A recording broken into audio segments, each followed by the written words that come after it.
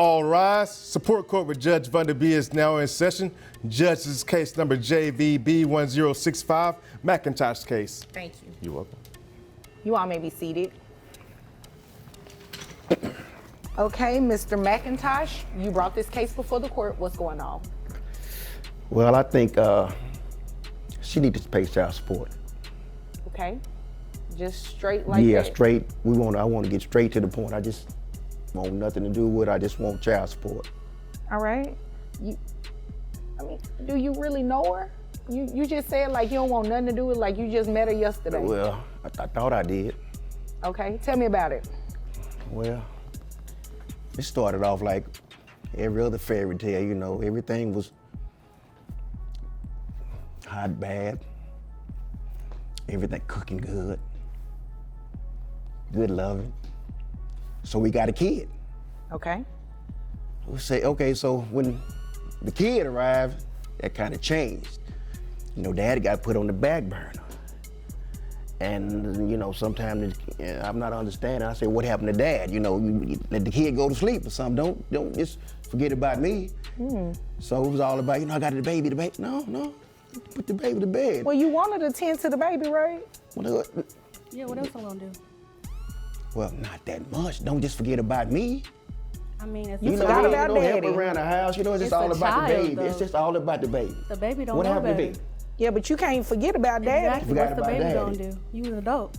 See, forget about it. See what I'm talking about? It's a child. Cannot forget about Dad. And once that's a baby. That baby sleep 8 hours a day. No, still gotta feed the baby. I gotta make sure the baby's clothed and everything. There's a lot of work to put into taking care of a kid. There really You an is. adult, so you know how to take care of I'm yourself. helping. She's not doing nothing by herself. I am also helping.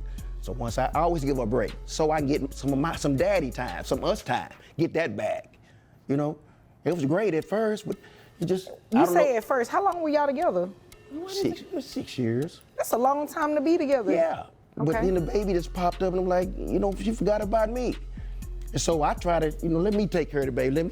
Let me let you rest so you can start back paying attention to me. All right. And that don't seem. Do y'all that- still live together? That don't. No. That don't seem to. Not anymore. All right. Not anymore. No. Okay, how old is the child now? I'm assuming it's not a baby anymore.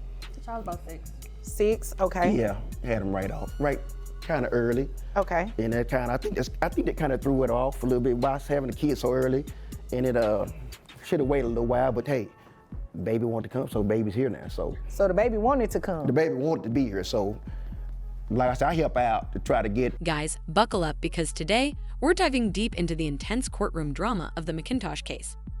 From relationship turbulence to custody struggles, this episode is packed with emotional twists and hard-hitting revelations. Let's break it down, starting with part 1. Mr. McIntosh is immediately upfront about his frustration. He doesn't beat around the bush. He's here to address child support, and fast. This powerful opening statement sets the stage for the battle ahead. The father's feelings of being neglected and overlooked are clear, and it's evident that this relationship, which should have been about bringing a child into the world, is instead filled with resentment. The tension between them is undeniable, and both are left to navigate their emotional wounds.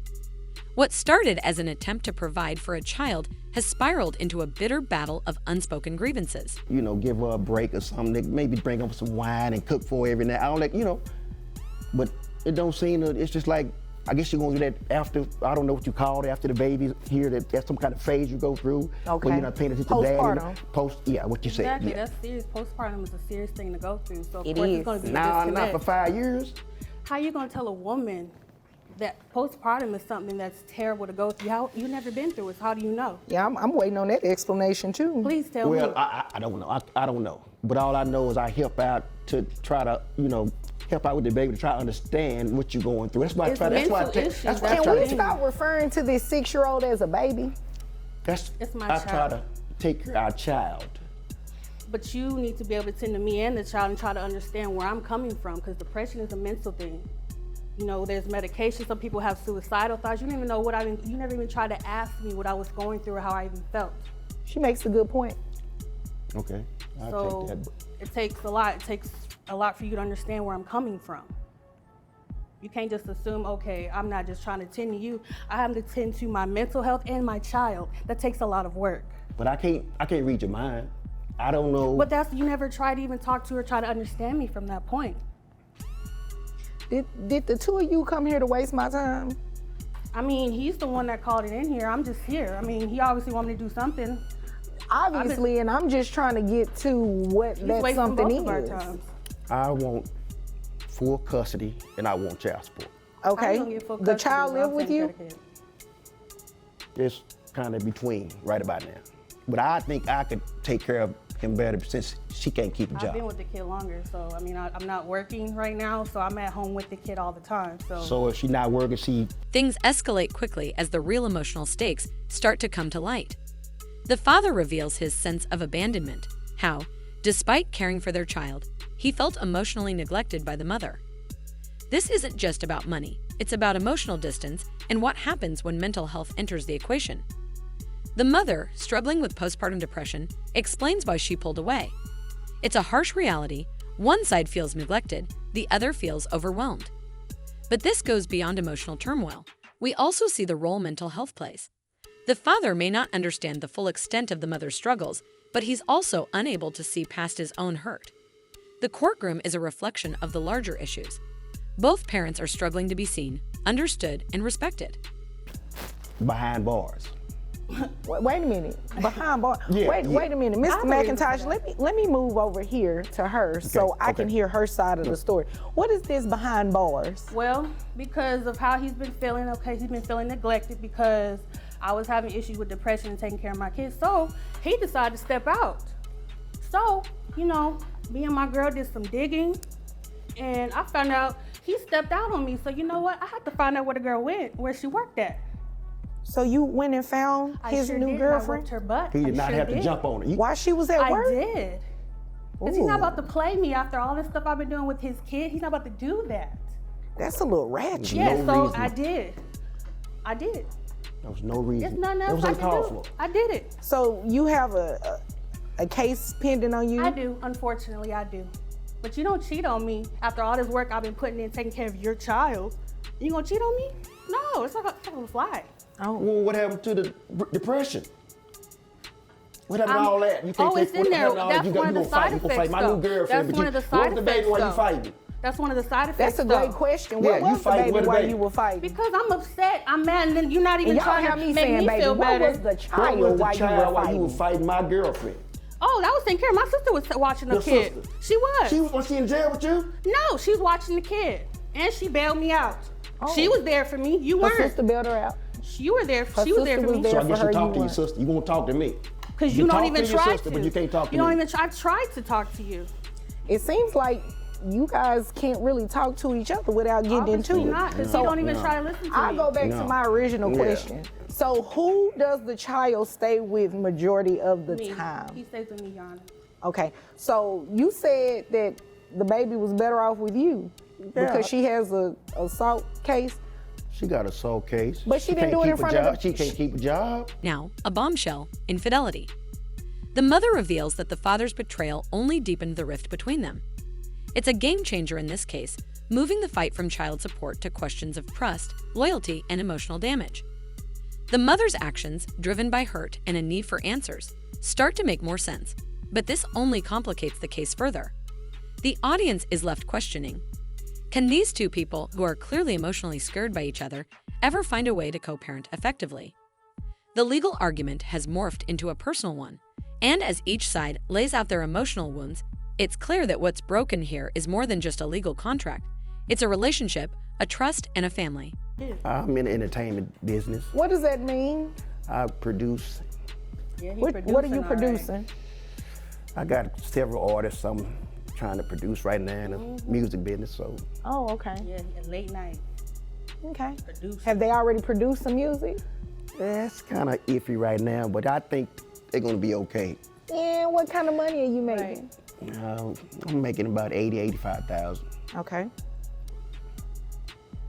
All right, and you said you're unemployed right now. Yes, ma'am. What happened to your job? I had to quit because I was taking care of the kid full time. Okay. So the child lives with her. Stays with me. Okay. Why didn't you file anything for today for child support? I wasn't thinking about it. I didn't want to be malicious towards him or anything, so I didn't feel the need I had to. So that's just where I stand. The infidelity issue may have added fuel to the fire, but now the father faces accusations of neglecting his own child. While he claims he's been the better parent, the mother accuses him of being absent, prioritizing his career and personal life over his parental responsibilities. He's quick to point out that his involvement has always been financial, but that doesn't seem to cut it when it comes to parenting. The question becomes, what does it mean to be a present parent? Is it about money, or is it about time and emotional investment? As tensions rise, it becomes clear that neither side is blameless, but both are missing what the child truly needs: stability, presence, and love. And on that. Okay. Is your sister also helping you with that criminal case? She is. Okay. And she also helps me watch the kid if I'm needing to do anything, like any grocery shopping or anything. She helps me. All right. So where does dad come in? I mean, he's rarely around. I mean, he's doing his little producing thing and stuff and meeting up with late women and stuff. You know, that's why I had this little charge. So, I mean, that's what he's doing. It's a little charge? I mean, it's an assault charge, but I mean, it is what it is at this point. It already happened, so. Okay. I do agree with that. Well, sir, I'm not going to grant your request for child support today. I am not manipulating women. You got one girlfriend and you jumped on her. You are. No, there's You tell the plenty judge more. about your sister, It's she going back to plenty jail. more. It's plenty more. Oh, How you okay. know? Well, guess what? I don't have time to hear about all of these little rendezvous today. I have other things to do, and you obviously came here to waste my time. So I'm going to deny your relief, like I said, and dismiss your case because it's obvious that the child stays with mom primarily. You didn't dispute it when she said it. Therefore, I don't have a choice but to dismiss it. And mom, on the other hand, if she comes back in here and says she wants child support, because had she filed something today, you would actually be placed on child support today. Me? But yes, you, at that $80,000 to $85,000 range, because the child lives with her. She's telling the truth, isn't she? Then the judge makes her move.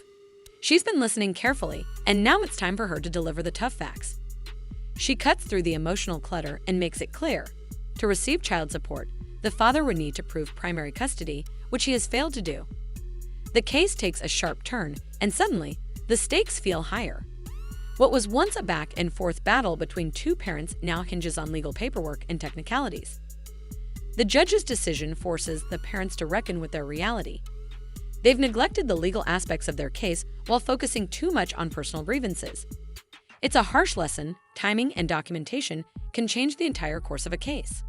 Sure, she's telling the truth about the other stuff too, but No, that's none of my business. No. So, is there anything further today, Mr. McIntosh? No, ma'am. Okay. Is there anything further, ma'am? No, Your Honor. Okay. Well, if there's nothing further, you all are In the final moments, Judge Vonderby delivers a final verdict. She challenges both parents to look beyond their emotional battles and focus on what's best for the child.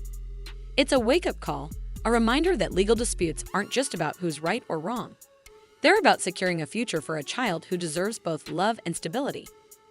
The mother's opportunity for a stronger child support case looms, but only if she's willing to take the right steps at the right time. Both parents have been forced to confront their personal failures, but the courtroom is where reality sets in. It's clear this isn't just about what's happening now. It's about how both of them will move forward from here.